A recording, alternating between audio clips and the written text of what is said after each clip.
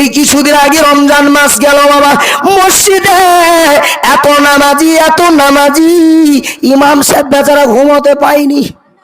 এত নামাজি ইমাম সাহেব ঘুমাবার জায়গা পায়নি। ইমাম সাহেব কমিটিকে ডেকে বলছে আপনারা রুম করেন রোজা মাসে, আমি ঘুমোতে পারছি না, নামাজিতে জ্বালাই। এখানে দেখি এক লোক কাঁদে, সেখানে এক লোক কাঁদে, সারা বছর নামাজ রোজা নাই, আর রোজা মাসে রোজা রাখে বেটা তাহাজ্জুদের নামাজ পড়ে আল্লাহ তুমি আমায় মাফ করে দাও। ইমাম সাহেব ঈদের দিন নামাজ পড়ে হাত মিলে দূর হয়ে গেল আমার, আর 11 মাস মসজিদে নাই। আল্লাহ বলেছিল আউদুখুলু ফিসসিলমি কাফা, আমি আল্লাহ এরকম ইবাদত কোনোদিন পছন্দ করি না। এ বেটারা মুসলমান ঘরের ছেলেরা লাইলাতুল কাদরের রাতে, সবে কদরের রাতে মসজিদে এত গুতোগুতি, এত হাঁড়ি বিরিয়ানি হয়, বিরিয়ানি খেয়ে মাল সব উপর দিয়ে পা করে শয়, ফজরের নামাজ সব কাজা। 27 দিনে ইমাম সাহেবের সাথে আলোচনা করছে নামাজিরা, বলছে হুজুর আমরা তো 1 মাস ধরে রোজা রাখলাম, 27 দিনে জিকিরও হবে, ইবাদতও হবে, খাওয়া হবে। এই বড় বড় বকখার গোশ কি খাওয়ান খেলো রে ভাই, মাল ঠুসে ঠুসে মারছে। খেয়ে দিয়ে ঠিক 12টার পরে ইমাম সাহেব বলছে ইমাম সাহেব আমার গ্যাস হচ্ছে, ছাতি জ্বলছে, মাল বাহানা করে পালাচ্ছে ঘর, যে ফজরের নামাজ কাজা। সকালে ইমাম সাহেব জিজ্ঞেস করছে কিরে তুই ফজরের নামাজ কোথায় পড়লি? বলছে জানেন ইমাম সাহেব কালকে খুব অসুবিধা, আপনার বললাম গ্যাস হয়ে গেছে, ঘরে গেছি বিবি আর ছাড়েনি বলে শোও আর নামাজ পড়তে হবে না। আমার ভাইরা এরকম ইবাদত করো না, এরকম ইবাদত করো না। রমজানের রোজা তুমি কাজা করলে, সারা রাতের রোজা নিয়ে তুমি পাগল হলে। আমার বুবুরা এই রোজা মাসে রোজা ছাড়লে, সবে রাতের রোজা তুমি সবে রাতের রোজা নিয়ে পাগল হলে, মুহররমের রোজা নিয়ে পাগল হলে। আমি একবার ওই মসজিদে ইমামতি করি ঝাড়গ্রামে, মাহাতো এলাকা তো, আমাকে জিজ্ঞেস করছে ইমাম সাহেব সবে বেড়াতে রোজাটা রাখতেই হবে। তা আমি সবে বেড়াতে দিনে মিলাদ করছি আর সিন্নি খাচ্ছি শুধু। ওরা মেয়ে ছেলেরা আলোচনা করছে, বলছে হ্যালো ইমাম সাহেব কি রোজা রাখেনি? মোল্লা সাহেব বলে এরকমই। তখন আমি ওই চাচি সম্পর্কে বলি হ্যাঁ গা চাচি তুমি যে এই রমজান মাসে রোজা রাখো? বলছে বাপ আমার গ্যাসের জ্বালায় আমি রোজা রাখতে পারি না, এই সব রাতের একটা রোজা রাখি বাপ। বলছি এটা ফরজ, এটাকে রাখা যাবে জরুরি? বলছে বাবা সবাই রাখছে ওই জন্য আমিও রাখছি, আর সবাই যাবে জাহান্নামে ঢুকি তুইও ঢুকবি। রমজানের রোজা ছাড়বে না, কিন্তু সব রাতের রোজা ছাড়বে না। কেন? সব রাতে হালুয়া রুটি খাবে, হালুয়া দে হালুয়া। আবার কি ওরে আল্লাহ, সে কি মারাত্মক নেশা। এই বড় বড় চেরাগ লিখছে মাটির, তার ভিতরে হালুয়া, তার ভিতরে বাতি, ইমাম সাহেবের আগে দিয়ে রেখে দিচ্ছে, ইমাম সাহেব নিয়াজ ফাতিয়া দিচ্ছে, পান আছে বিড়ি আছে সব আছে। আমি জিজ্ঞেস করছি হ্যাঁ গা এটা কি গো, এটা কি বিড়ি কেনে, কে ইমাম সাহেব খাবে? বলছে ওরে বাবা তুমি জানো নি, তুমি বাচ্চা মানুষ, মুরব্বীরা বিড়ি খেত তাই বিড়িটা রেখেছি, আমার তোর বাপ এসে খাবে নাকি? মুরব্বী এসে খাবে? শালা মার খাচ্ছে, কবরের ভিতরে গুতুগুতি চলছে, আর এখানে বিড়ি খাবে ও? হ্যাঁ।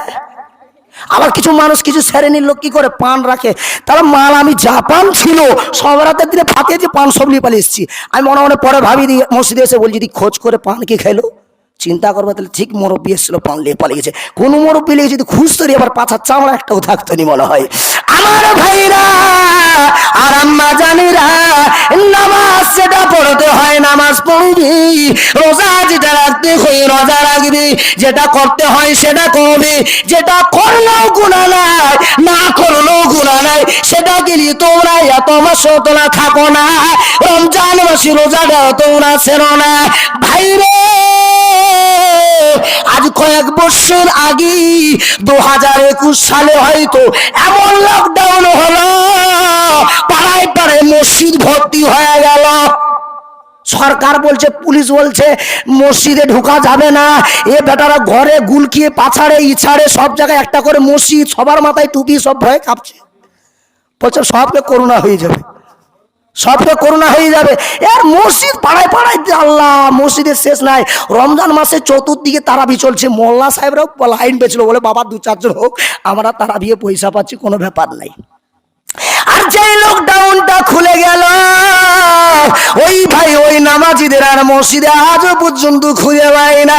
এখনো পর্যন্ত হোয়াটসঅ্যাপ ফেসবুকে খুঁজি করে ওরা কোথায় গেল, এখনো কিন্তু ওই মালগুলো এই মসজিদের ধার পাশে নাই। আসর থেকে মাগরিব এশা পর্যন্ত নামাজ পড়লাম। আমার ভাইরা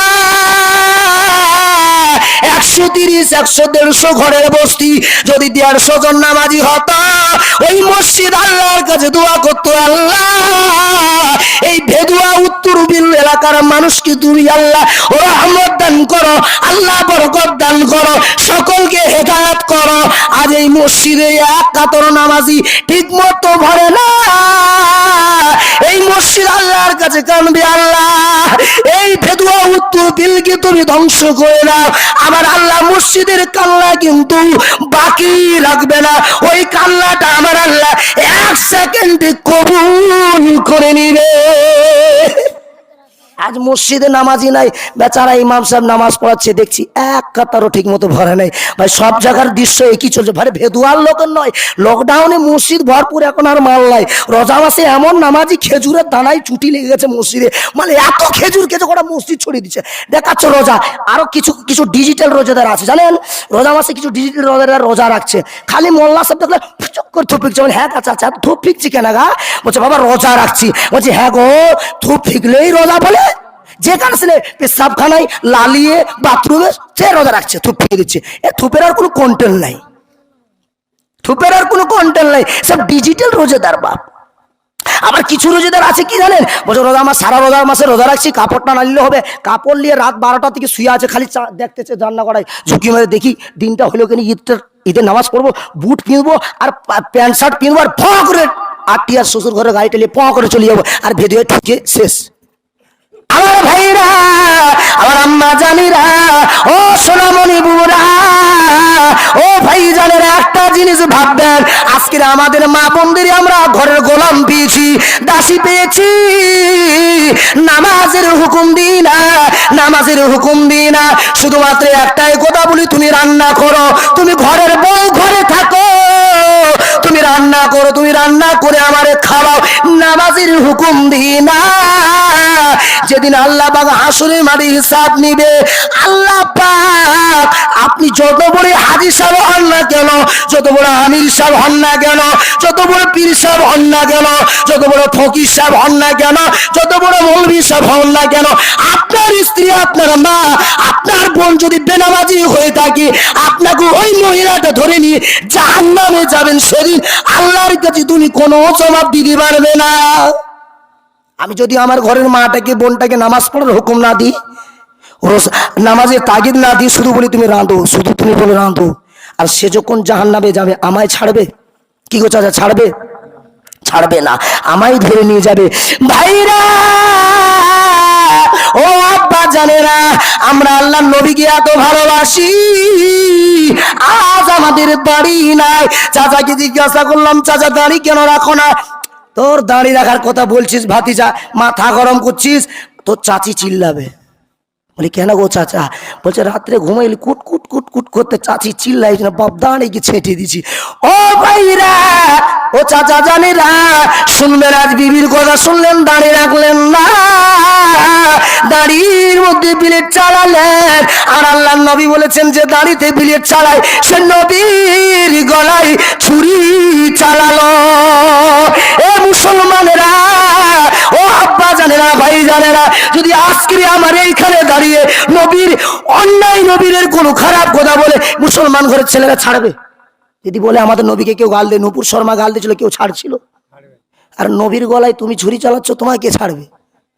নূপুর শর্মা গাল দিল আল্লাহ নবীর বিবি আয়েশাকে নিয়ে, উল্টো পাল্টা বললো, তার জন্য মুসলমান মাথায় টুপি, পাঞ্জাবি, পাগড়ি পরে মাঠের ময়দানে বড় বড় হ্যান্ডবিল পোস্টার, কি আমাদের নবীর স্ত্রী আমাদের আয়েশাকে গাল দিচ্ছে। হ্যাঁ মুসলমান, তুমি দাঁড়িটা কেটে রাখছো, তোমাকে কে গাল দিল? তোমাকে